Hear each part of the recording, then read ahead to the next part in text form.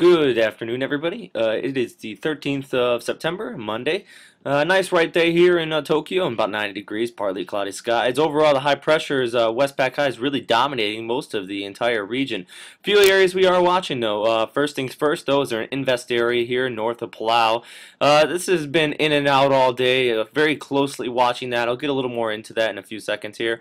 Also watching a few waves out here over in the South China Sea. Not too much development out of that, as well as the remnants of 11 whiskey running out to the northern Pacific, running east here. A little stationary boundary setting up behind that. That's actually going to create some precipitation later on in the week for some parts of Japan here. But first things first, we're going to dive right into this invest area here north of Palau. And now here is Invest Area 94 Whiskey. Watching the system develop in and out throughout the entire day. Models are picking up on it to develop into the near future, actually, over the next, over past 72 hours as it moves up to the northwest here. What I am getting out of the satellite picture right now, though, is that this storm is collapsing around the sides. That's what you can see is outflow right in here, and it is experiencing some shear to the north. But overall, especially the center location down here, about 5 to 10 knots of shear.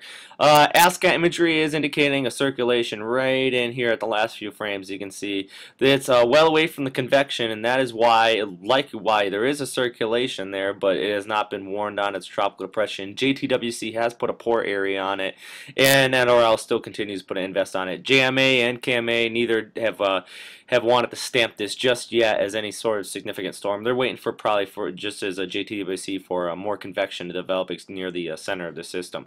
Now, the big thing I want to look into though is on the model outlook. Some no gaps, GFS, and a few other models are all picking up on this system developing. Here's a quick look at the GFS model. I'm going to try to get as much here into a frame as I possibly can. But let's start off with looking out here into the north of Palau, right in here. This is where our system currently is. And as we move over the next 72 hours, you can kind of see some circulation develop raining right in there, and see actually right near Taiwan at this on this frame you can start to see that system developing and coming up right in that region. So this is something you're gonna have to watch. Also that I want to talk about on this on the satellite right here is the development of the stationary front over Japan. Now this area is going to be basically left over from 11 whiskey, but in the long range, it looks like Pedersen's rule. In this area right here, you kind of see a trough starting to dig down right in there. You already have an existing stationary boundary. That, on top of the warm Kuroshio waters running right through this area, is really going to blow up a low on Thursday into Friday. So, excuse me, a Wednesday and a Thursday. So the Kanto Plain definitely going to see something out of this. That's my forecast and reasoning behind it.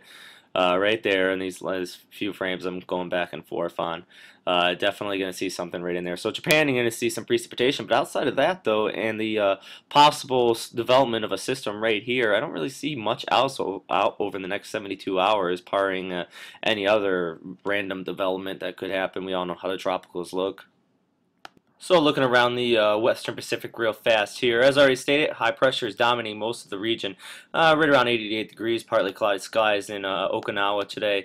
Not expecting too much anything of cloudiness or any type of precipitation, barring any development out of the system near Palau. Also over Korea though, looks really good up in that area. No development on anything, partly cloudy skies, and all of Japan experiencing temperatures in the mid-80s to low 90s throughout the entire region. So good news there today. So moving south over Taiwan, temperatures in the mid-90s, and also over in Manila, right around 88 degrees.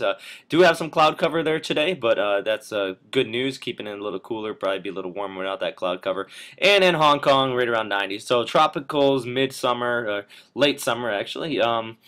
It's still just pretty hot out there, so still watching everything, and still plenty of potential for development with this system out here to near Palau. So gonna be watching that over the next 48 hours. And that's all for today, everybody. Thank you for listening. Make sure you stop by westernpacificweather.com if you're not already here.